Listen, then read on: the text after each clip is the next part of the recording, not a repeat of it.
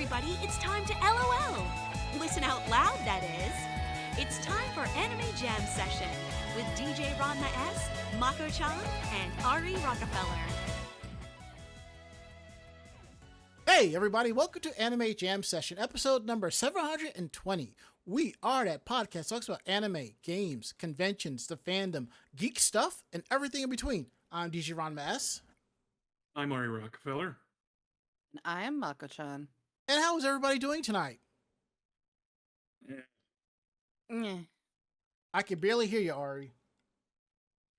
Hang on, let me turn up the mic. Thank you, good sir. That better? Yeah, much better, much better. I turned it up from 171% to 191%. Where, on the computer or on the mixer? On the Discord app. Okay, so this is what you do. If I'm looking at it correctly, the mic on your Discord should be at 100% at all times. You should be adjusting the volume from the mixer. Like that? Yeah. Bring it down just a scotch. How's that? Perfect.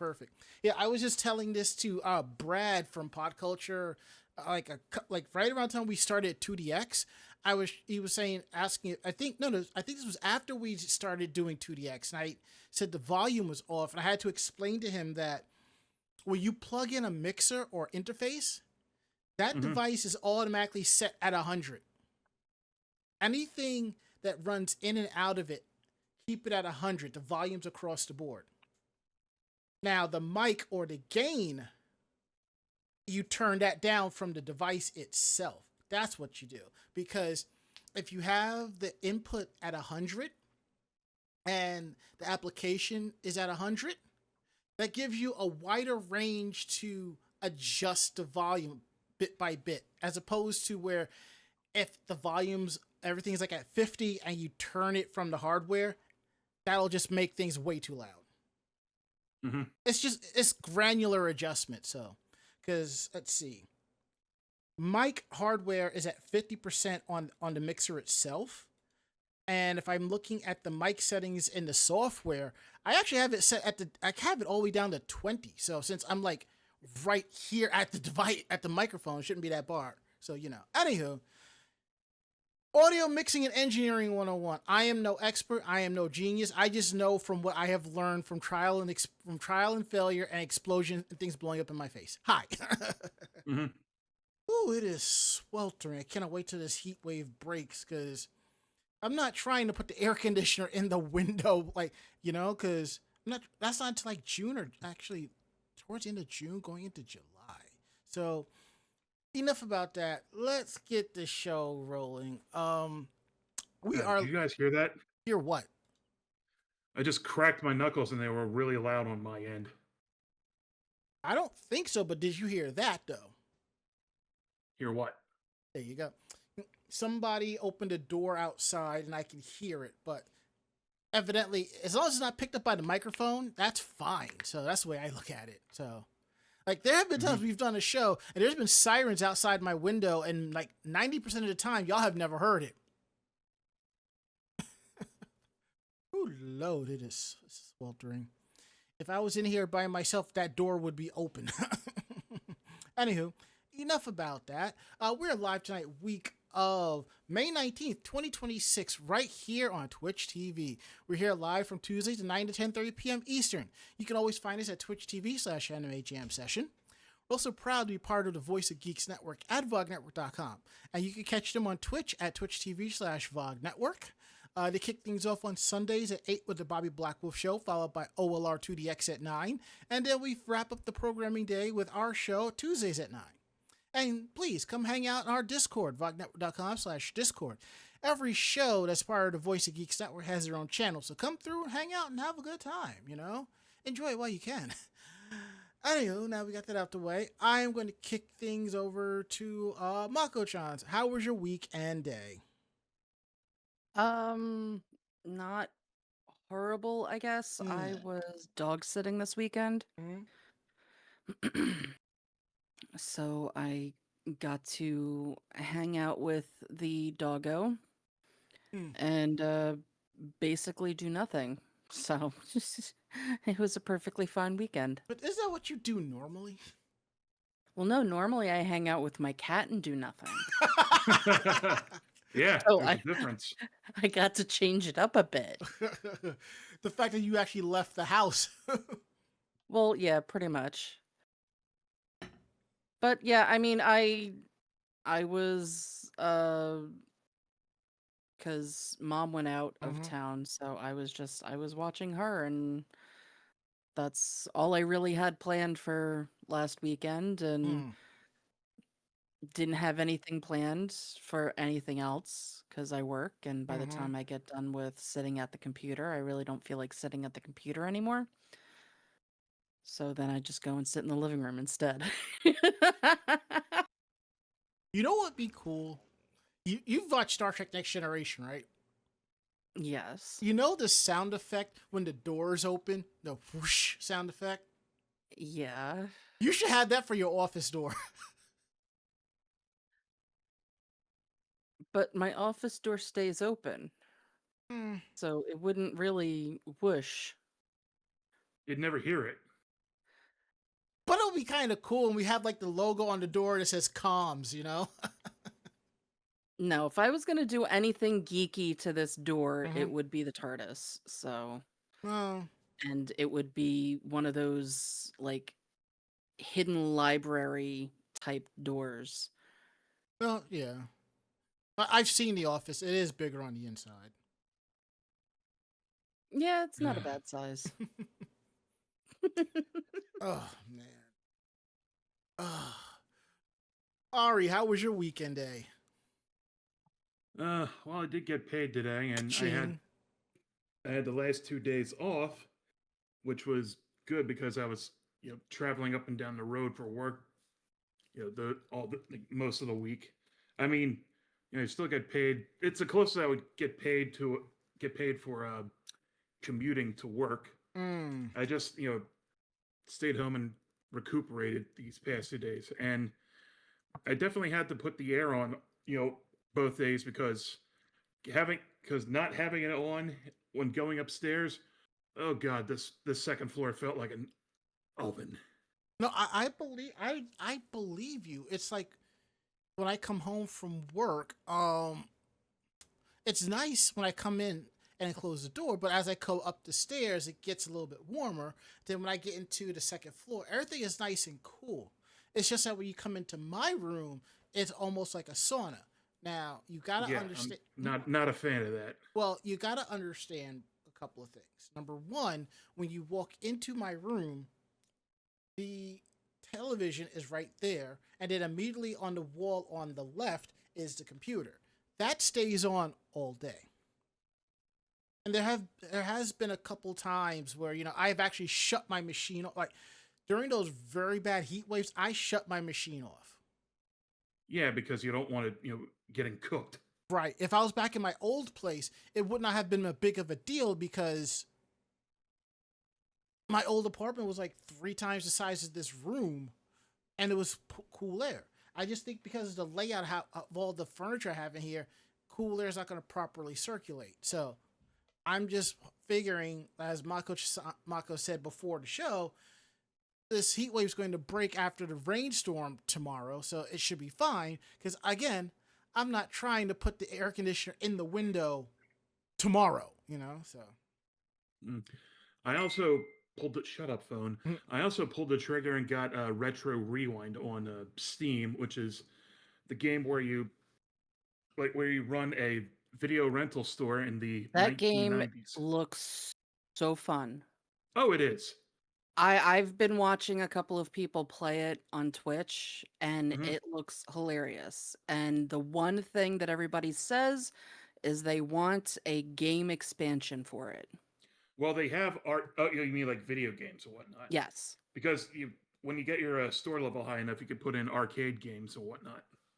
Yeah, no, they want to expand the rental to do video game rentals and Hmm. make it really blockbustery.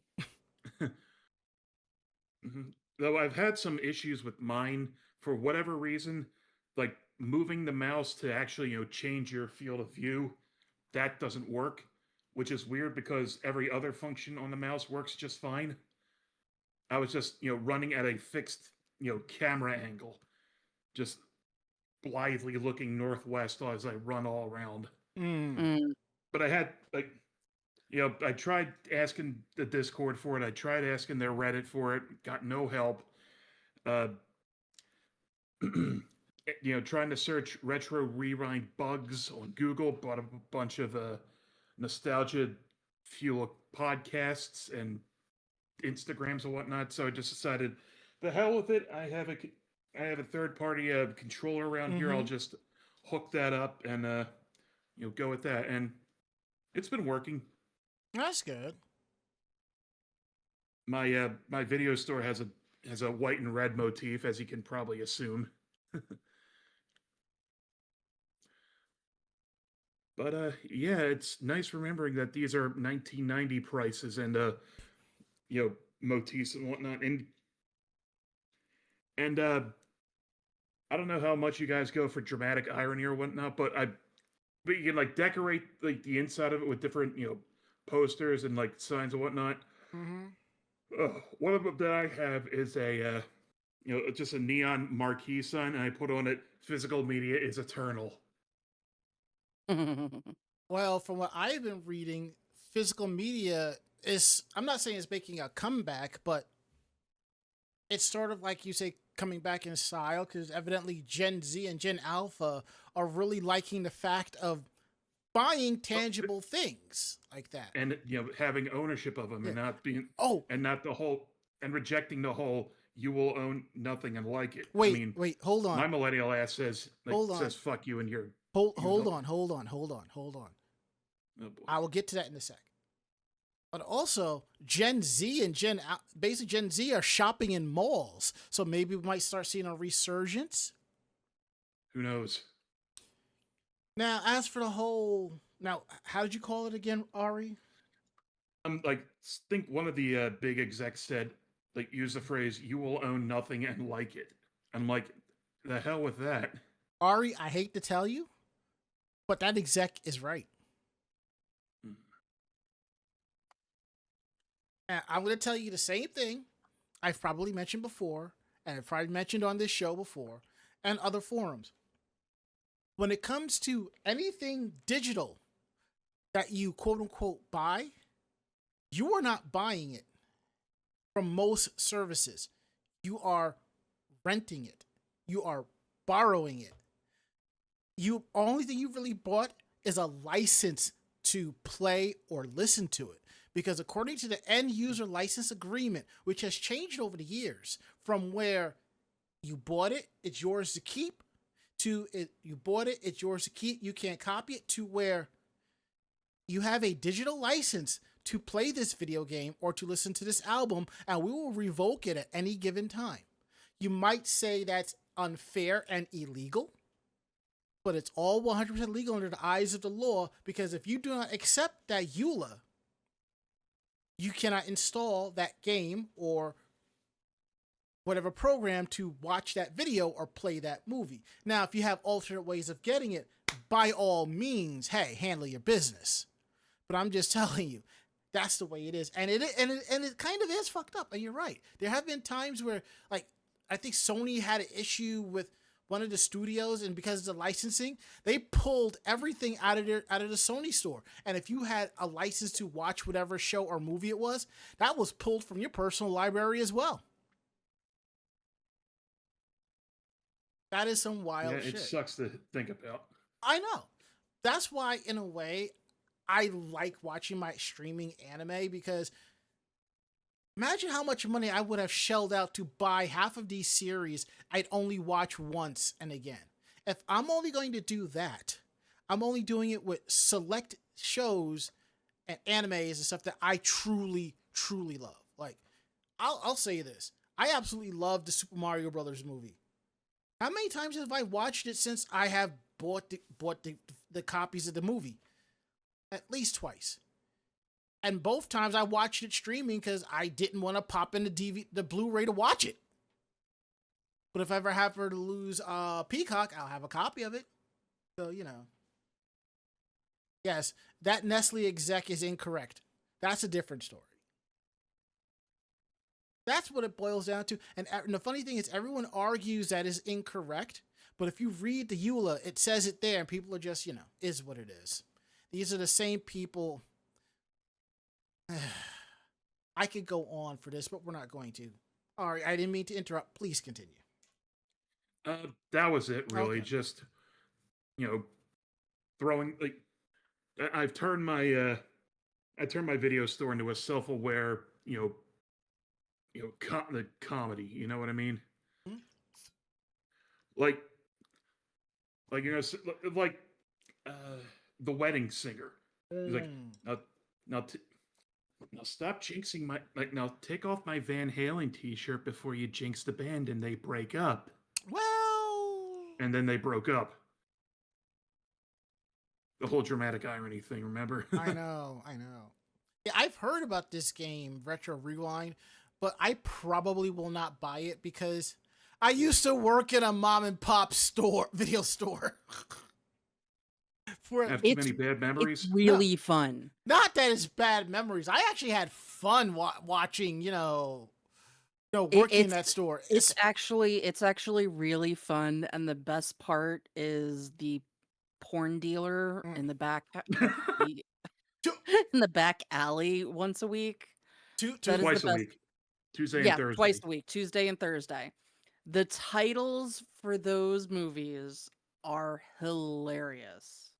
Mako, I will say this. The titles may be hilarious, but they're probably not too far off from the truth. I think that was like what outside of 2 free rentals I could bank on for working there for every shift. The other perk was putting the adult boxes back in the adult room. And it's funny. Where I used to live like years ago, there was a barbershop. This barber basically turned his barbershop into a video store, but he still did haircuts. And I always saw a section called adult and a curtain. As a young kid, I had no idea what that meant till I got into high school and discovered what porno magazines were. Yeah, and I was like, oh. You do the Ralph Wiggum thing, like, everybody's hugging. No. I was like, oh. Because I'm like, I'm renting R-rated films. I'm like, technically these are adult movies. How does this make it any different? Now I understand. The light bulb going off. It's more like Scott Pilgrim gets it. Ding. No clue. Gets it. Yes. Exactly, my friend. Whew. Anywho, my weekend day has been pretty decent. I had to send an email to HR about my timesheet because I was not able to put in my last 2 days of work. It was locked and I couldn't do it. So I was like, what the hell? Some people were saying in the group chat, my hours were already there and I never touched it. So I'm hoping when the email I sent on Monday, it goes through, because generally payday for me will either be tomorrow or Thursday. Except the last time I got paid, it showed up on a Friday and it was post-dated Thursday. Makes no sense, but whatever. I actually, since it was a weekend I wasn't doing anything, I actually got off my arse and actually updated my website. And by updated, I mean I started putting back all of the photo shoots from when I had to redo my website. And I ran into trouble with that. I couldn't upload the high resolution photos. It took me forever and a day to figure it out. And generally with WordPress, you can't upload photos bigger than like 100 megs or else it just chokes on itself. But there are like plugins where WordPress tricks the back end into thinking it's being uploaded in chunks so it works. Yeah, that didn't work. But thankfully, my web hoster, shout out to Dan at misstream.org and Demos and all of that. Thank you very much. He was able to fix it on the back end, so I have no problem. So a bunch of photo shoots are up. I am hoping I'll get a few more photo shoots up this week because I have like 5 or 6 shoots I've done since 2022, I think, or 2023 that I've done that need to go up. And as I'm putting these up, I'm going through old photo shoots and taking some of them down for various reasons, but it is what it is. There was that. I caught up on some anime. I watched more Anne Shirley since we had no 2DX Sunday. I just kind of took it easy. So there is that. Let's see. Let's get into some housekeeping news. Wonderful, wonderful, wonderful. As a reminder, episodes of Anime Jam Session, a video podcast, are available on our YouTube page, youtube.com/Anime Jam Session. So definitely check it out there. Episodes go up are available Thursdays at 12 noon. So definitely check that out. Next convention, and I totally forgot about this. It is a local convention in my neck of the woods, Queens Comic Con. It's a 1-day thing in Queens, New York. I will be stopping by there to take pictures and see things out and so forth. A friend of mine is actually running this event. So it is at, and as he put it here, let me put it here. Let me see. Where is he? Okay. For those of you who are interested in going to Queens Comic Con, it is at PS 329Q East Elmhurst Community School. You can head over to eventbrite.com and search Queens Comic Con. Tickets are still available, so definitely check that out. I'm looking at the guest list. I'm just like, well, you can have local cosplay guests, I suppose. It is what it is. I'm going to go check it out, take some photos, and have a good time and roll with it. And since it is local, I am not dressing up as Gojo from My Dress Up Darling. I'm just going to just wear my Vogue shirt and just roll with the punches with my Luigi hat. I think that's basically the long and short of that. And before we continue on, Mako-chan? Oh, Mako-chan. I'm not obsessed. If I had a nickel, speak your mind. I swear I'm not obsessed. If I had a nickel, but every time you said you're not obsessed, I'd have enough nickels to either beam you senseless with the bag or hire somebody to say that you are obsessed. For someone to have a come to Jesus moment with you. Yeah, we're not putting nickels in a sock and beating anybody. Who okay? said anything about a sock? Because that's how you typically do it. You put loose change in a long tube sock and swing it around. First Yeah, things, you get more centrifugal force to bean somebody if you put it into something like all right, a sock. I'm gonna tell you bastards something real quick, okay? Right?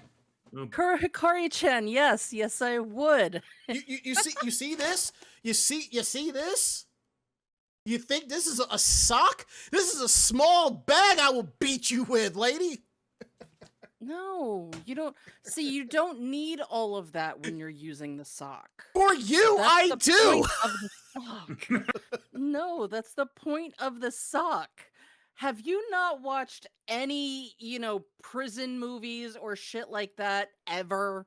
Yes, it's called Full Metal Jacket. I was there. I know what a blanket party is. Hikari-chan is letting me just use a bag of doorknobs. Jesus Christ. Provided you can reach that high up. Well, that's what the sock is also for. Again, Range. if you do realize I could just put my hand right on your head and you'll be right out of range, right? And Well, then she can yeah, just whip it underhand and hit you right in the dick with it. Stop giving her any ideas, Ari.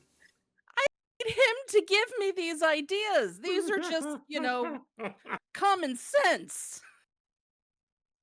And whatever what they say, whatever doesn't kill you is becomes is something that your friends mock you for years on end. So you'll be called nickel dick after a while. I hate you guys. I so hate you guys.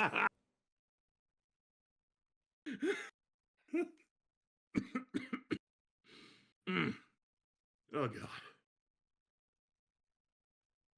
And Bob006, you're not helping either.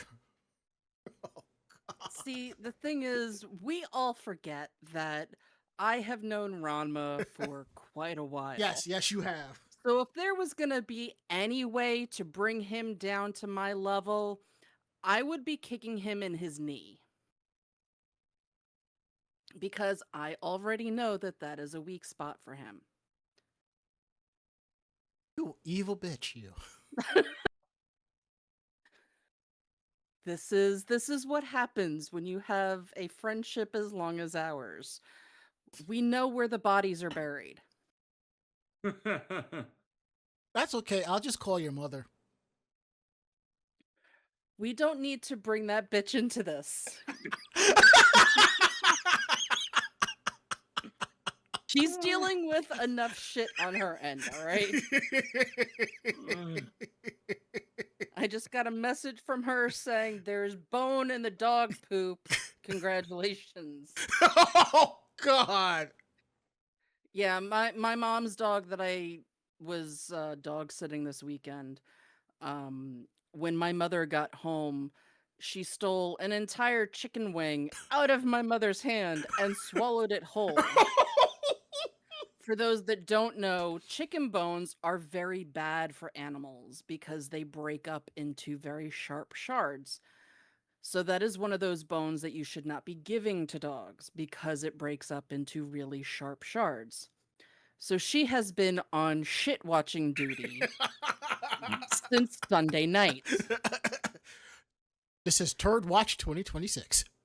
Pretty much. So I got an excited message before, like almost right before the show started, that said, "There is bone in the poop." Again, there is bone in the poop.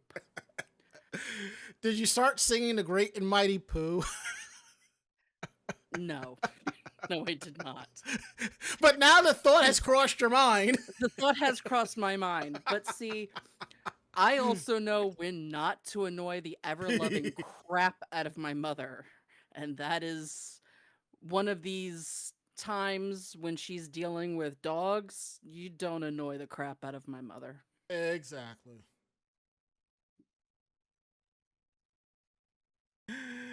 But yes, I'm not obsessed. I just happen to like Supernatural and collect plushies. So when I saw the new plushie sets come out, I had to have them. They kind of So, yes. remind me of those of the WWFE Wrestle Buddies in a way. I think that's kind of what they're supposed to be, or that kind of series is what they're supposed to be based off of. There is a third one for Castiel. I did not grab Castiel. I just grabbed the brothers. Because But, to you, yeah. incest is the best cest. Actually, I'm not really into Wincest. Shocker. And yet you called it Wincest with a W. Yes, that is actually the correct term for those that are into the two brothers together. It's Wincest.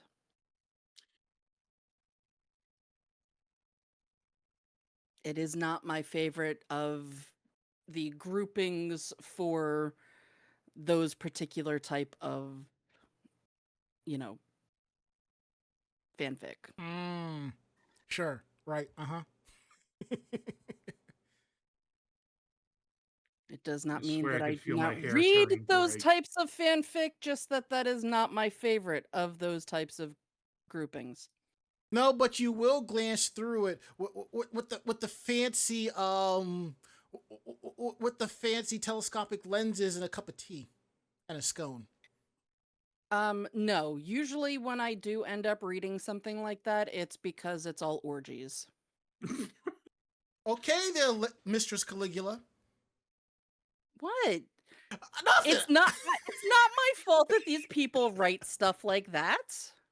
Well, given the fandom, That's any fandom. True. True. And yes, one of the other groupings is Destiel. That's Dean and Castiel. But I don't read Dean Castiel centric fanfic at all. As much as I really enjoy the character of Dean, he is not my favorite character.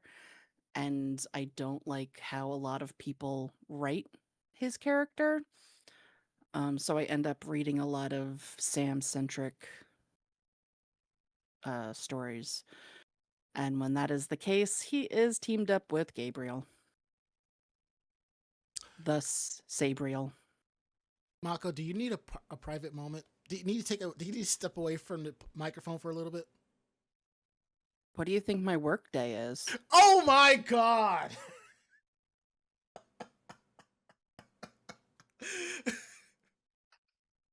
I mean, look, to be fair, to be absolutely fair, if I was working from home, I think 90% of the time I'd be on my Xbox playing video games or my PlayStation 5.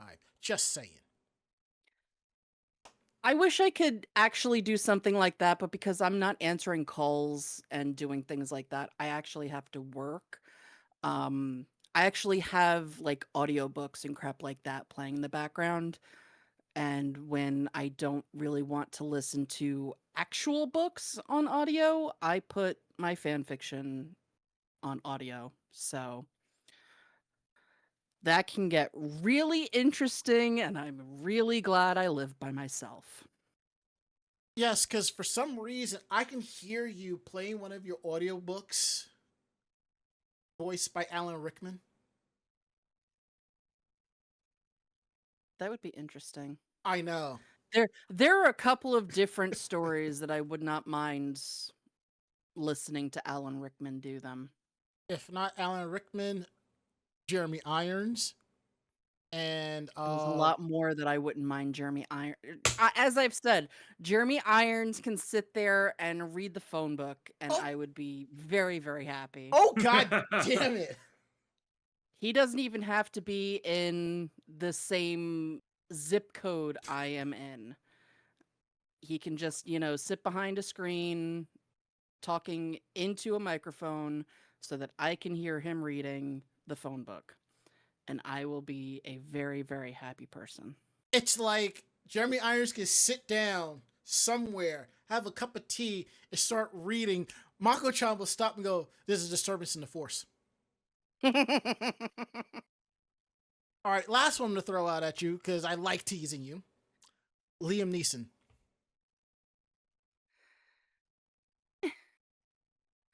I'm very Okay.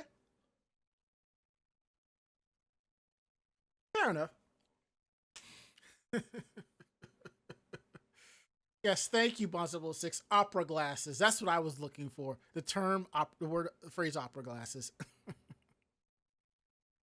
All right. We have derailed. We have gone off the deep end like we normally do, a little bit longer than normal. So let's actually get into tonight's stories. Ari, what's going on with Gundam and 50th anniversary? I've been hearing some things. Let's see. The Gundam Conference Spring 2026 live stream event on Friday revealed the upcoming projects and events leading up to the franchise's 50th anniversary in 2029. Among the projects are a new animated video, a Gundam Con event, a Gundam Day event, and information about the life-sized Unicorn Gundam currently on display in Tokyo. The live stream debuted A Boy with Gundam, a prologue video for the 50th anniversary Road to 50 project. Sukuro Hayakawa directed the short about 3 generations of Gundam fans, and it features music from People One. And it had English subtitles. Well, that's cool. Let's see, a Gundam Con will take place at Makuhari Messe event in Chiba on January 9th through 11th, 2027. Fee for entry pass, which staff will offer in a random drawing. The staff will announce further updates this summer. So, a convention, but Gundam themed. The unofficial Japan Anniversary Association has designated April 7th as Gundam Day, starting in 2027, which was when Mobile Suit Gundam premiered, April 7, 1979. And the Tokyo National Museum plans to host an exhibition dedicated to Yoshiyuki Tamano's work. He was a creator of Gundam. And there's a life-size unicorn Gundam located in Tokyo's artificial island of Odaiba that will be taken down at the end of August 2026. Ugh. Oh, God, pardon me. Oh, trust me, I know that feeling. Tokyo Complex unveiled the 1:1 scale RX-0 Unicorn Gundam statue in September 2017. And there's also a collab with Hololive coming up. Of course. Now, I will say this. If they had a Gundam Con event like that here in the States, I guarantee you more than 50% of the people will show up as Gundam Wing. More than likely, yeah. Because that's what, popularized it in the West. I have always said that Gundam Wing was I've always said that Gundam Wing was like the tipping point for getting people into Gundam, especially a lot of girls. Granted, I know a lot of female Gundam fans that were into Gundam before Wing. I'm not talking about them. I'm just talking about, the girls who loved Hiro and Duo and Troa and all of them, That's what I'm talking about. All of them combined. I mean, what?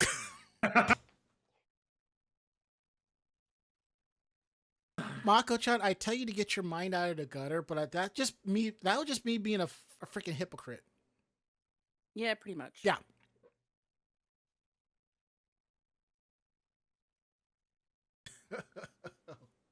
God. All right, I gotta get out of here tonight. All right, because I have to be up at 4:30 again. No problem now. You. I know that feeling all too well. Bless you, All right. good sir. Good night, everybody. Try not to break Ranma's brain too much, Mako. But I like breaking Ranma's brain. I don't. That's why I said try not to and not specifically don't. Yeah, well, I'm just gonna not even worry about the try not to. Mhm. Okay, then. See you guys later. Later. All right. What is it that Yoda says? Do There not is try. there is no try, just do. Right. That right there. And that's all I gotta say is.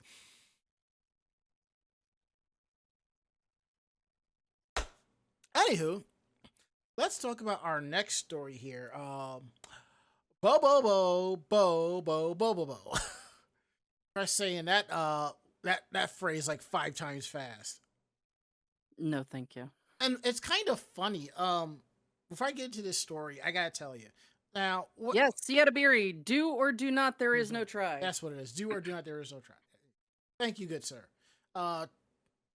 Points to the House of Gryffindor. Anywho, I will tell you this. One thing about when you go to Japan, there are tons of like touristy places to go to. And I don't know, and I know there are some of us, when we travel, it doesn't have to be to Japan. You'll travel somewhere and find like a little 99-cent store or tchotchke place that has souvenirs and stuff, and you'll stack up on them. So me and CC Gray, which we had gone into this one store in Kyoto that was right around the corner from our hotel, and it was like, it wasn't a 99-cent store, but it was like a $3 and up store. So basically everything was basically 300 yen and up. And I went in and I saw Bobobo-bobo-bobo merch. And I think it was a keychain of Lady from the series, which is Rose's favorite character, and she cosplays her. So I got her that, along with her Banana Fish stuff, and somehow I got her something from Banana Fish that she had never seen before. So go me. Anyway, let's get into this, shall we? It seems that there is going to be a Bobobo-bobo-bobo exhibition in September. And it's called Dive into the Bobobo World. This is an upcoming event that's supposed to liberate the souls of the modern people but it's basically going to be just cool art and displays.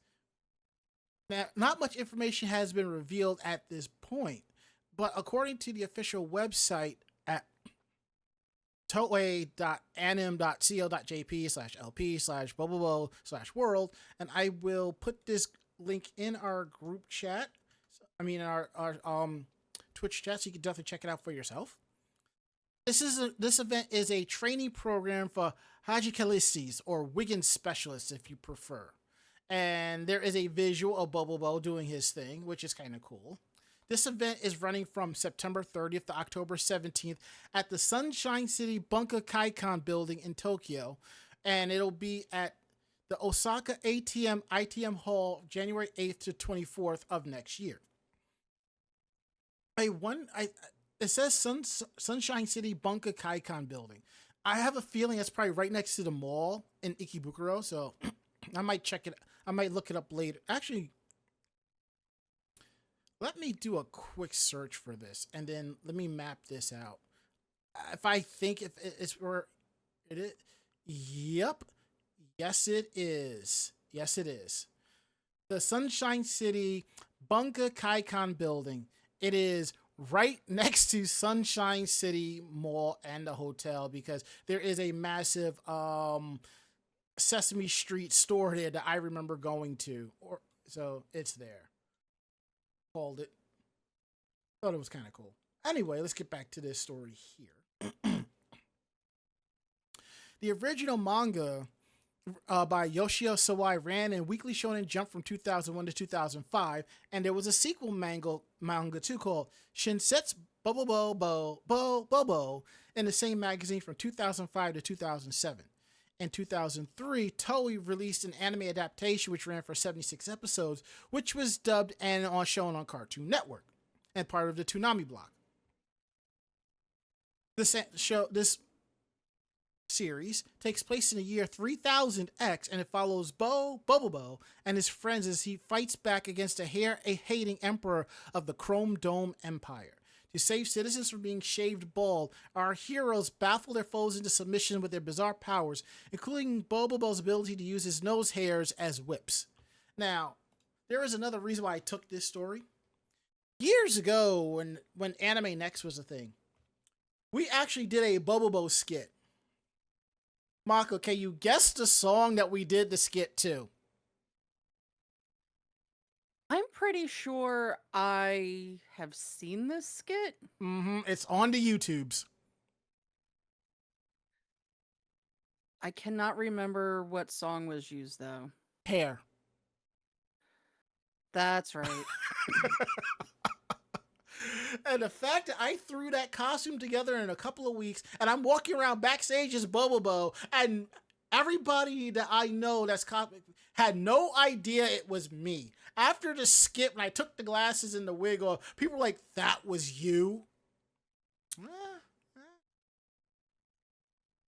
Didn't win an award, but it was still a fun thing to do.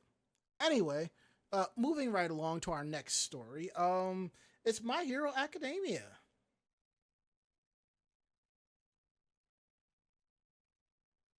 And Mako, what's up with that? Yeah, let me get everything loaded. Yeah, you do that while I kind of dry myself off from the sweat. Christ.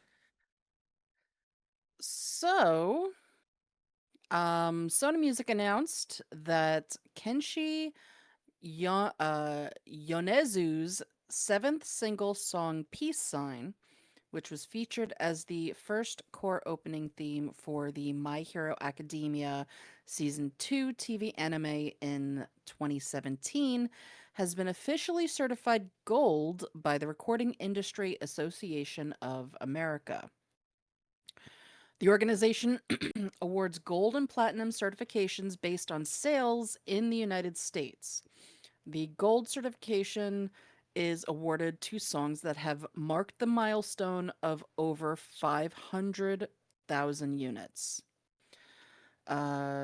Yonezu's 2022 song Kickback, the TV anime Chainsaw Man opening theme, received gold certification in August of 2023 and platinum certification in September of 2025. With this latest certification, he has become the only artist to have received the Recording Industry Association of America, or RIA, certification 3 times for a song with Japanese lyrics. That's hella cool. Yeah, so the song's music video cumulative total view count on the official YouTube channel has surpassed 330 million times. Ooh.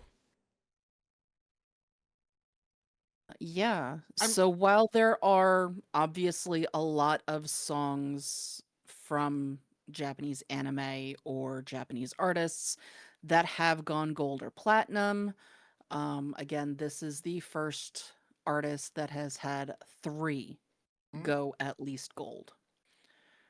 Which, when you're talking about, you know, a completely different language, that's not bad. Mhm. I mean, I would say Peace Sign is a very chill, mellow theme that I enjoy, and I didn't realize he did Kickback, and that's also like a nice, chill, funky track to Chainsaw Man. But also, you gotta think about it this way: because of Amazon Music, Spotify, Apple Music, and other Tidal and other streaming music sites. It's basically opened the gateway for international artists to get their work out there. And when a lot of times when an anime is on, sometimes they'll say soundtrack is available on Spotify, or you'll see that like on the website where you stream your anime and so forth. People will go and listen to it or buy it and so forth, and all of that helps. And I love that, and I like seeing like all these other Japanese artists on streaming services. Like, I'm not gonna lie, I get giddy sometimes when I discover there are certain video game soundtracks that are on Spotify. It's like I can't track Mhm. them down to buy them. I know my way to acquire them, but they're streaming. That's even cool. I mean, It makes me wonder mm-hmm, how things may have changed earlier. mm-hmm, It, when anime first came to the States, yeah. they were allowed to keep the original soundtracks. What do you mean? Well, a lot of these songs that have gone gold and platinum Mm-hmm. are theme songs from anime. Right. So it makes me wonder if, say, 90s anime, that most of them had to have an English version soundtrack because the Japanese didn't get the license for the Japanese soundtrack. If a lot of them may have gone gold or platinum, Oh, I see what you're if, saying. yeah. So if it had been popular enough, could Sailor Moon's theme song in Japan, the Japanese theme song, could Mm-hmm. that have gone gold or platinum if it wasn't changed for the United States? I get what you're saying. Now, to be fair, in other countries like Ranma, Tenchi Muyo, Sailor Moon, Dragon Ball Z, the songs were just translated into that natural language, Saint Seiya. And you can go online and listen to it and check it out. But here in America, things gotta be a little bit different. Evidently, an English version of Moonlight Densetsu wasn't going to work, so they played around with the backbeat, dropped some new lyrics in, and rolled with it. Dragon Ball Z, instead of Ha Cha Head Chala, they put Rock the Dragon. They wanted something that to get people up and running. But over time, if you notice, Funimation actually went back to the original Japanese background tracks and songs and all of that. Yeah, because Yeah, the music it the was good. music started Yeah, being included in the license. yes, When because we yeah. first started getting licensing for anime, they Mm-hmm. only included the anime, the actual Yeah, animation. and sometimes they had to pay extra for the license, like for music. That's why if you go on Hulu and you watch Inuyasha, the opening and outros are background music from the series. They never negotiated the license for the music, so there is that. Well, streaming is also different. Um, wh- when streaming first became a thing, Mm-hmm. Um, they didn't think to necessarily license particular music. I am. That's why, like for something like, as an example, Supernatural. The Mm-hmm. first season of Supernatural, if you watch it through streaming, all of the music is different than if you watch it through DVD or Blu-ray, Right. because they did not get the licensing to be able to stream that music. Yeah. To kind of So some of that could be because of that. Well, Even if it is in English, they may not have gotten the license to be able to stream it. yeah. That's I was getting to that. Forgive me if I'm mansplaining this, but to also continue to what Mako-chan was saying, like for example, remember the show The Wonder Years? Mm-hmm. You can buy the box sets for the Wonder Years. The licensing for that is for the series as a whole. A lot of these companies didn't realize how much more money they can make off of licensing of the music. And if you watch the Wonder Years, there is a lot of music from the 60s, I think early 70s in there as well. And when it came to licensing this show for streaming, they're like, well, since you want to license it for streaming, we're negotiating where you just get the rights to the show. The music is extra. And that's why the Wonder Years, except for the reboot, is not streaming anywhere. I mean, you could probably still find it in syndication because that falls under older syndication rights and rules and negotiations.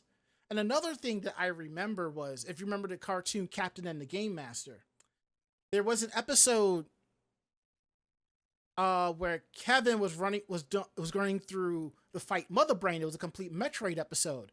And if I'm not mistaken, the background music was Michael Jackson's Thriller. Now, when it went in syndication, they pulled the Thriller track and put a generic background track. And I believe there are certain copies of the home release where that track, where it's the original episode, where it's the original. I'm not too sure, but something like that. So, yeah, everybody's gotten a little greedy and so forth. So, basically, all of that's probably kind of correct. So, yeah. So, now you know a little more about licensing and so forth, you know? And now we go for, and speaking of licensing, here's something pretty cool. And I kind of sneak peeked at this article because something else had popped up on my timeline about it. And I went to double check. So I'm kind of I got to check this out, which means I have to download the Tubi app to my Xbox and to my tablet. Yeah, this was actually really interesting when I saw it. Yes. So it looks like we are getting a Scooby-Doo anime. Yes. It is so it's gonna be Scooby-Doo and Shaggy going to Japan. The anime series is titled Yokoso Scooby-Doo. It's going to stream exclusively on Tubi in North America and Cartoon Network internationally in the future. A release date has not been announced. But Frank Welker and Matthew Lillard are reprising their role as Scooby-Doo and Shaggy.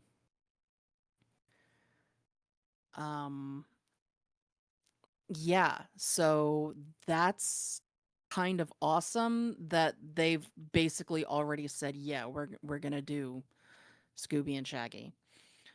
As for production, industry veteran Itsuro Kawasaki, who does the Yakuza's Guide to Babysitting and Ark the Lad, is serving as director, alongside Francisco Paredes, serving as co-producer. Studio OLM, which has produced the likes of Pokemon, Berserk, Odd Taxi, and The Apothecary Diaries, is handling the animation, while Warner Brothers Animation is doing the production.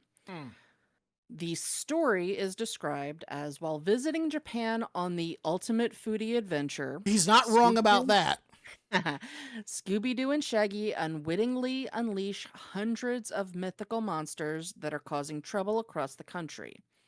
With the help of Scooby's uncle Daisuke-Doo, along with new friends, a magical girl Yume and gadget whiz Takumi, the group embarks on an all-new mystery filled with monster chasing and fun chaos. I have to say, I like the fact that they've the mystery machine, the logo is in kanji on the side, and the steering wheel is on the right hand side. That is so cool. And it's one of those little vans, I love so much. Yeah, And it actually looks like a truck.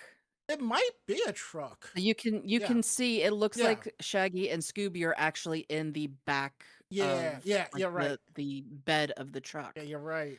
And the fact that I like that this is going to be what I'm guessing is going to be, mostly Japanese themed Mhm. supernatural creatures.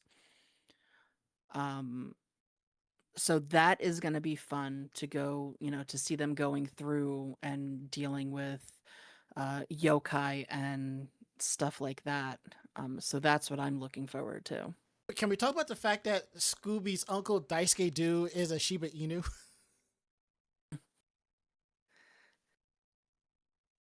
And the goodest of good boys. Yes, he is. The fact that he's just smiling with his tongue out. Well, his nephew is freaking out. What amuses me is that there's going to be a magical girl in this freaking series. Well, So it's going to be Scooby-Doo and Shaggy. The whole mystery is probably them trying to find the monster, and then I'm going to guess the magical girl is the one that seals the monster or something like that. it's sort of like Yume and Takumi are basically Fred and Daphne, but swapped, you know? Mm. I hope when I go to Japan I can find minifigures of this, or at least of the mystery truck, because I want it.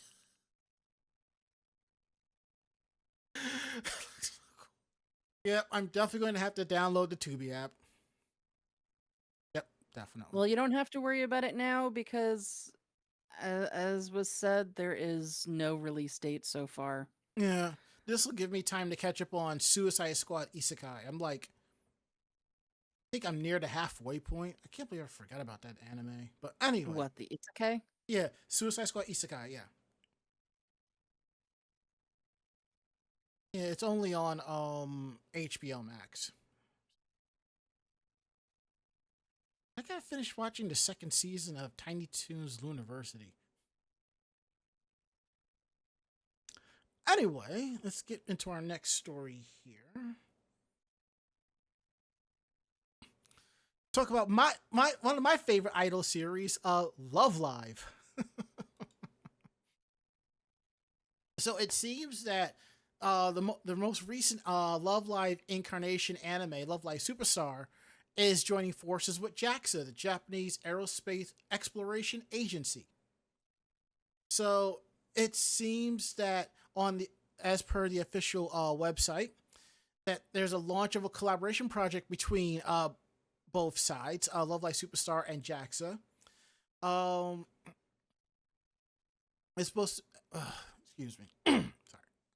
As per this collaboration project, it's basically a national research and development the national research agency responsible for Japan's aerospace and development policy. Think of them as sort of like Japan's answer to NASA.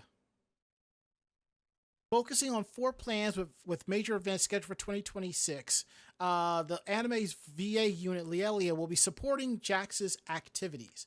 In addition to appearing as guests on live streams hosted by the Institute of Space and Astronautical Science, plans do include exclusive collab illustrations with the release of related merchandise. So that's going to be kind of cool. This collab will also feature Usui Clear, a rocket engineering idol VTuber who has participated in numerous projects with JAXA.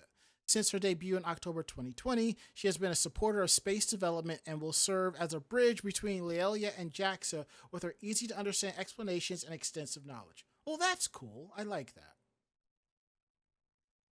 The collab's key visual featuring Kana Shibuya from Love Live Superstar and Usui Clear has been revealed. This looks like they're in space holding hands and traveling through the stars, which is really cool.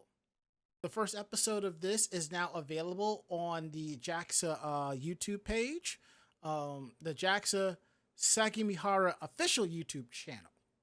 In addition to Usui Clear, three members from Leolia, Kana Shibuya, Sumire Hiyano, one of my homegirls, and Wien Marguerite. I think I called. Let's see, there's something about that character. Either she is the adorable country bumpkin or the money grubbing gremlin. Oh, neither one. Somebody else.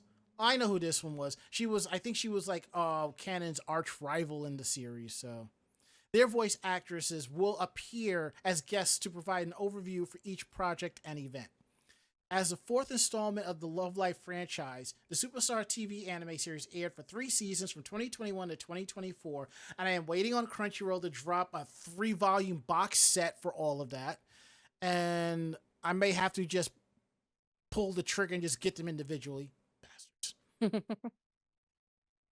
And the plot line of this series is the first students have arrived at Yugioka Girls High School, a new academy built on the crossroads of Omotesando, Harajuku, and Aoyama. With no history, no upperclassmen to rely on, and no name to speak of, this school is totally starting from scratch. In the midst of this, a team of 5 girls led by Kana Shibuya discover school idols. And as it goes, I love singing. I really do. And I want to accomplish something with it. So the hopes of these stars, still small in stature, begin to accumulate, and so begins the school idol project of the 5 girls with a blank slate and an infinite potential. And there is a little bit more to that, which, as you get into halfway through season 1, you'll completely understand. Whew. All right. Next up here, we have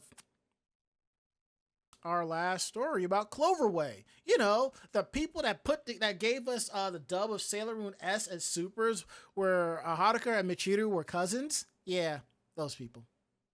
Also, these are the same people that dubbed Tenchi Muyo in Spanish, which was actually pretty good.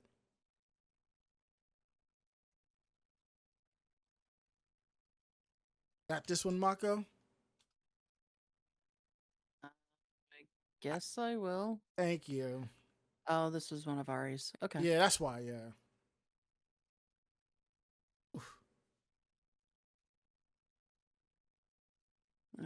Okay, just loading it up.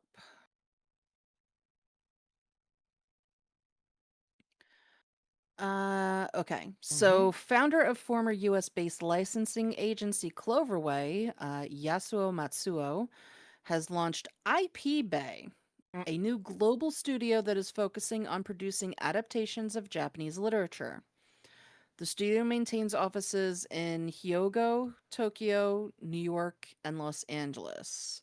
The company is making its market debut at the Cannes Film Market, which began on May 12th and ends on May 20th.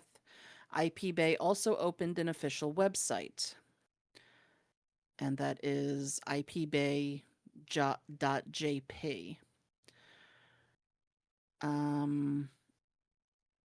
IP Bay works on introducing Japanese intellectual property of various genres to global producers and studios, representing right holders, connecting Japanese properties with the staff for projects, structuring co-development relationships across territories, supporting foreign producers entering the Japanese market, building structured production partnerships, and directly producing adaptations. The company's Japan-based staff works directly with the country's publishers and their authors, while the Hollywood side works on packaging, financing, and production partnership. IP Bay opens up Japan's 50% production cash rebate to its Hollywood partners. Matsuo will serve as the chairman of IP Bay, while his son Jun Matsuo will be the CEO, responsible for publisher engagement, title curation, legal operations, and linking the company to Japan's major publishers. New York-based film producer Frankie Surich is the co-founder and will lead U.S. operations from New York and Los Angeles. IP Bay's Japan operations advisor Shinji Sakamoto is a registered member of the Cool Japan Initiative and holds direct ties to the Osaka Film Commission and the prefectural government. Matsuo was the founder of Cloverway, which distributed Sailor Moon, Dragon Ball Z, Saint Seiya, Slam Dunk, and more anime in Latin America. Mm-hmm. The company also produced the English adaptations of Sailor Moon S and Sailor Moon Super S in the US. And Matsuo has served as the official representative of Toei Animation in the Americas, and he has partnered with Shueisha, Shogakukan, Nippon Animation, and Tetsuka Productions. I always thought it was Shogun Kugan, something like that. Well, I don't know. Hmm. I'm very bad with other languages and just reading them. I think a lot of us are. So, I'm bad with English and just reading that. well, Lord Jesus. And evidently, as I'm looking here on Amazon, Love Live Superstar seasons 1 and 2 are all basically out of print, so I gotta get my hands on those. And one of the volumes is coming from Amazon UK. I'm just like, oh, jeez. And I totally forgot to pick up Love Live Sunshine, so that's in my cart. And I'm looking at the search. Evidently, I had to do a double take because this can't be right. Evidently, season 1 of Love Live School Idol Project. The first volume, the first season, is going for over $1,000 on Amazon. And I'm just like, wow. And to be fair, I actually have volume 1. I actually have season 1. I bought that 10 years ago at a con for like $50. And if I'm not mistaken, it's still sealed. Which, here's the thing, people. A lot of the anime that I do buy, it's generally sealed because I can watch it streaming at any time. So that's just me, I guess, keeping the value of the disc and being lazy at the same damn time. Okay, all right. Enough about that. We're at the part of the show that where y'all really like to see the chaos happen, all the good stuff. Meanwhile, in Japan, all right, Mako, which one do you want? I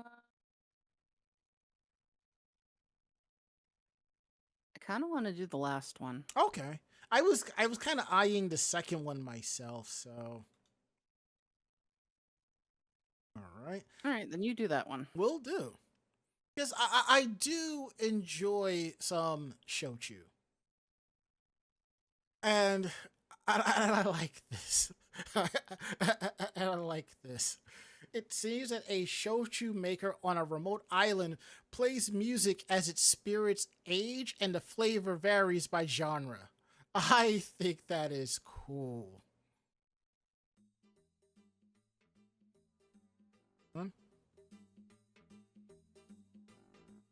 The island of Amani Oshima is part of the Kagoshima prefecture. And Kagoshima is usually pictured as making up the southwest tip of the island of Kyushu, one of Japan's 4 main islands. Amani Oshima, though, is far, far away from the Kyushu coastline, so far away that the ferry from Kagoshima City takes 13 hours to get there. And if you go on YouTube, I believe it's Itsuka Travel.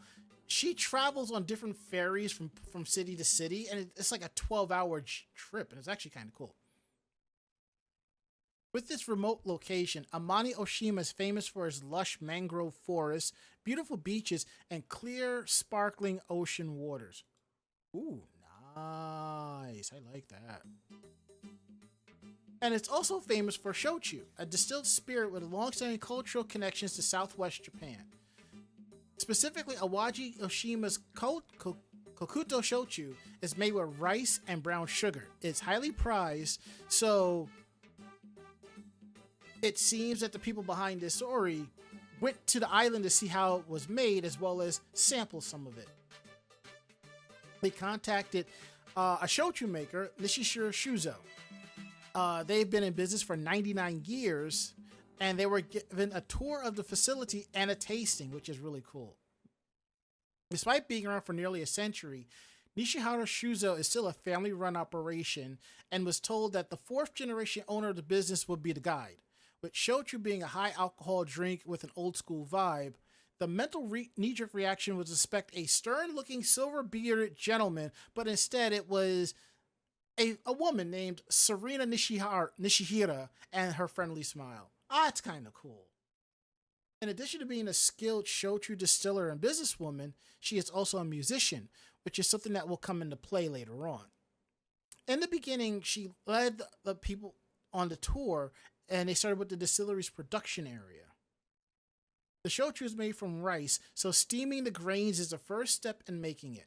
The distillery has a giant cylinder-shaped apparatus that's used for washing and steaming, and they go through 400 kilograms or 882 pounds of rice. That's a whole lot of rice.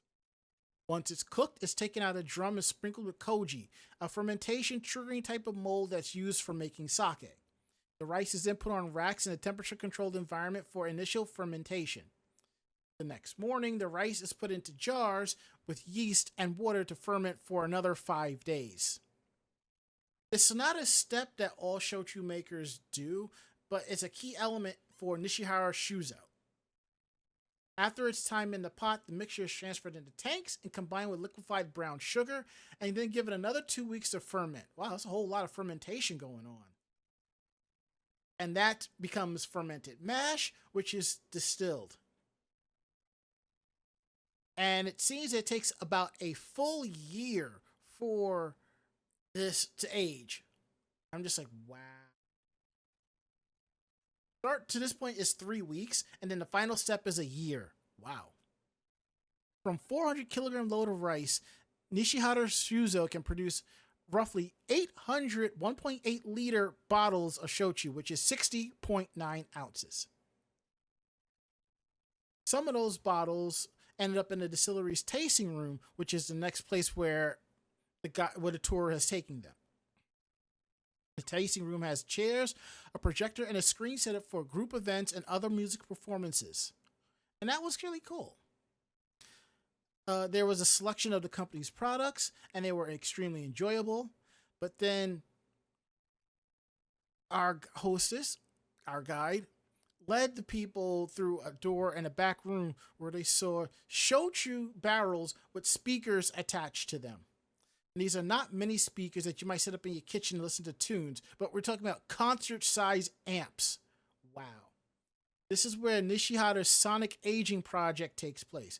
While the speakers were quiet as we looked at them, Nishihara turns all of them on when the distillery starts its shift in the day and has them play for 8 hours. Different amps play different types of music, which is a total of 6 styles: house, reggae, hip-hop, Latin, rock, and shimi uta, which is Japanese Southern Island folk songs. The music is played at high volumes, and depending on the genre, the music produces different vibrations within the barrels, and they want to see how that affects the shochu. That's kind of cool. The barrels being music treated for roughly 2,000 hours in a year, and it does make a difference. Genres of more bass produce stronger vibrations in the barrel, and also with the shochu itself.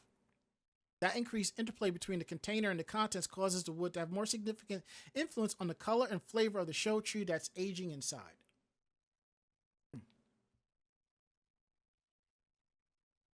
And that's really cool.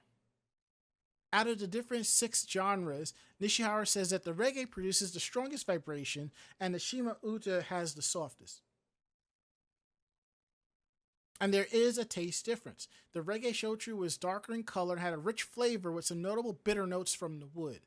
The shima uta shochu was lighter in color, sharper in taste, and a more pronounced sensation of alcohol. The rock shochu was a midpoint between the more distinct characteristics of reggae and shima uta. So the rock is like the midpoint. That's kind of cool. There's no answer to which shochu style is the best. It just boils down to like your favorite music genre, whatever it is, of personal taste. So people will have different rankings of how much they like the different types of the Sonic Aging Project shochu, and they've all got their own unique charm. You can make reservations for the tour by going to nishihara-shuzo.com/tour. But if you can't make it there, you can always go to that site and buy shochu through their online store. And that would be kind of cool if they shipped international. But that's a lot. That would probably be a lot of money. But they do. The site is in English, which is kind of cool.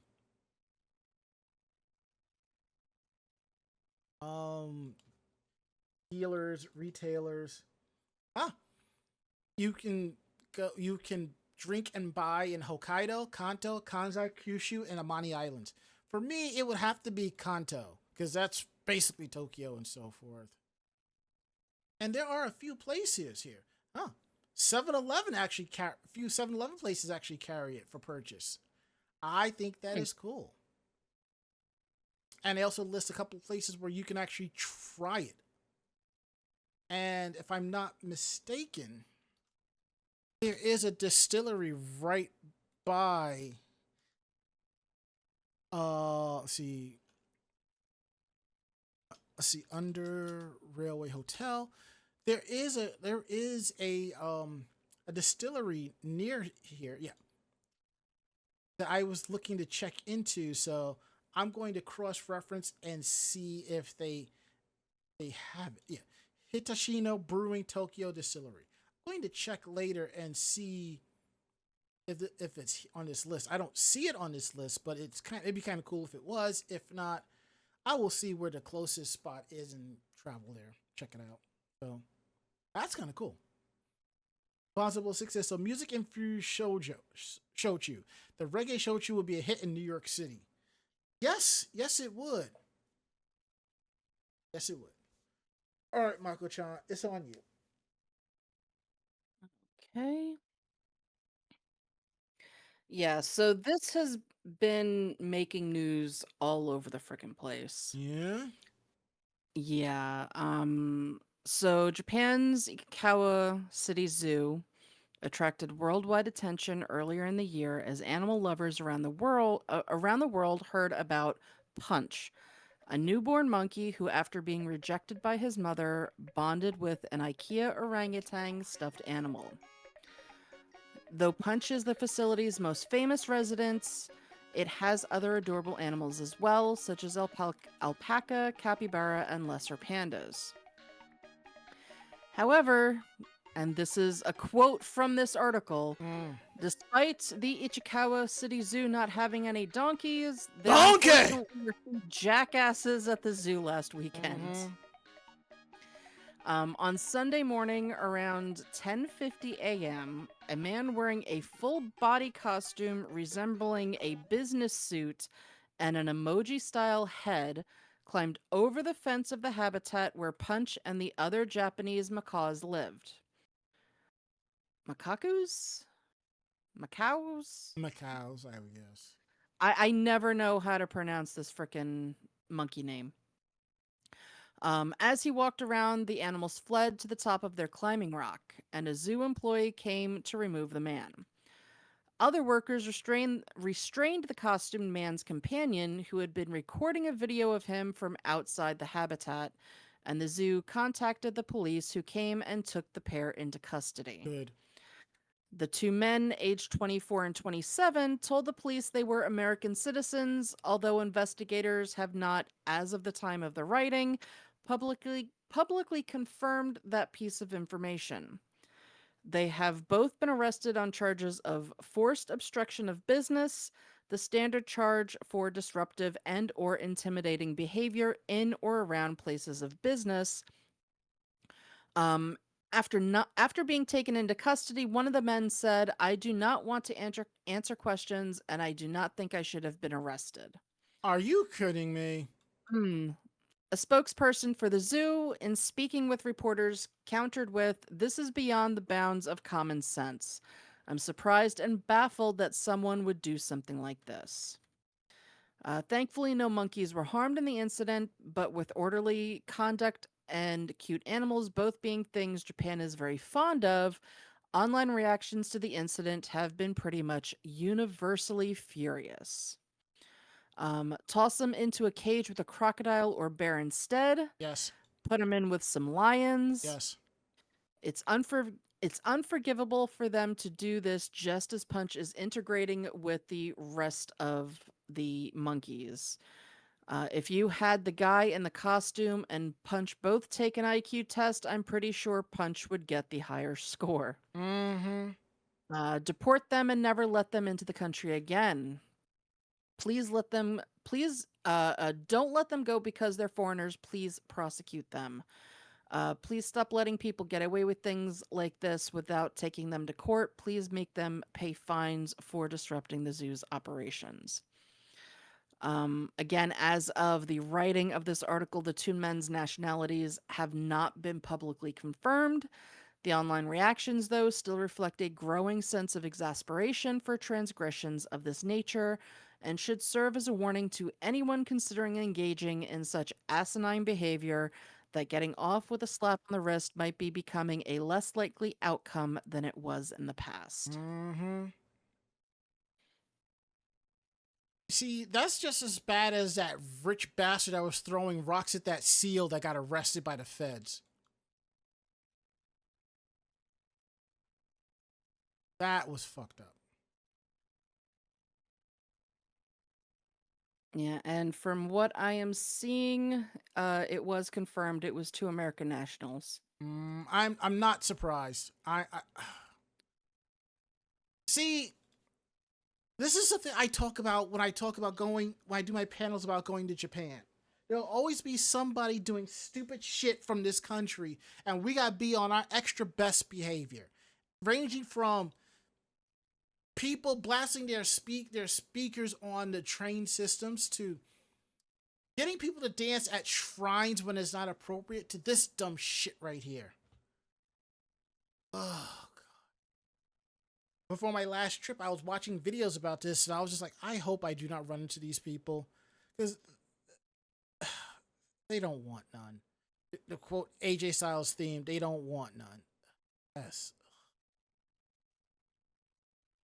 Anywho, you know what? I think I am done between the assholetry of that article and how hot it is in here. I am certainly ready to wrap shit up. What about you? I agree. Let's go. So if you like tonight's show, tell a friend. They in turn will tell another friend, and so on and so forth. We're independent bloggers, independent podcasters. So what we like and don't like, we're telling you straight up. So if you have any questions about the show, drop us a line at podcast@animejamsession.com. Again, that is podcast@animejamsession.com. We're here to believe you. Please check out our website at animejamsession.com.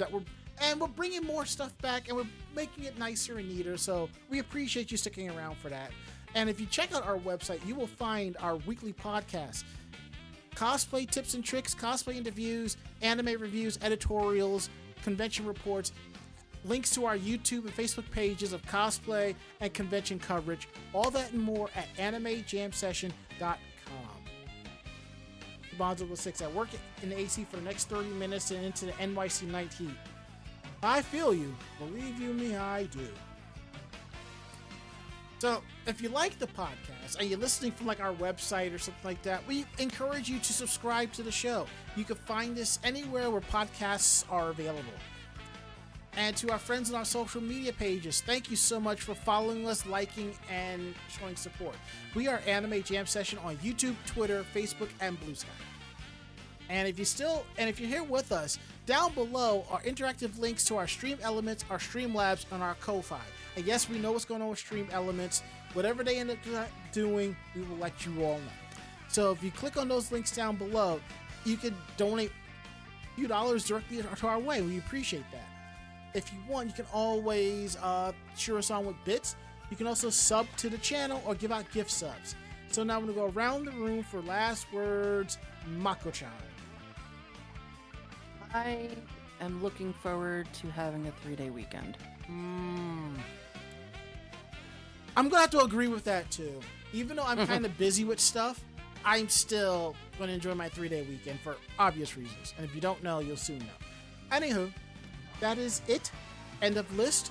We're going to get up on out of here and call it a night. I have basically sweated through my Luigi shirt. For those of you who are watching, yeah, I am sweating completely through this. And I'm going to grab some more cold water to drink. So, yeah.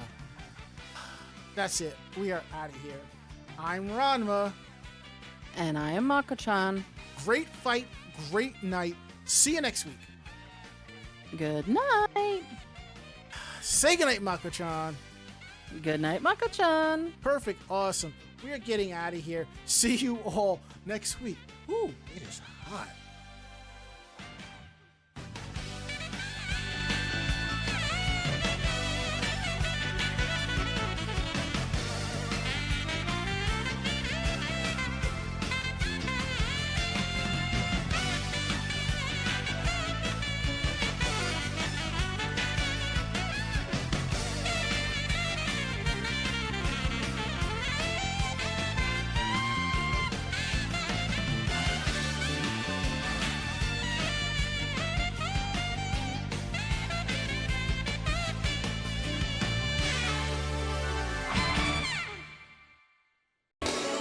This podcast has been a production of Anime Jam Session and AJS Productions.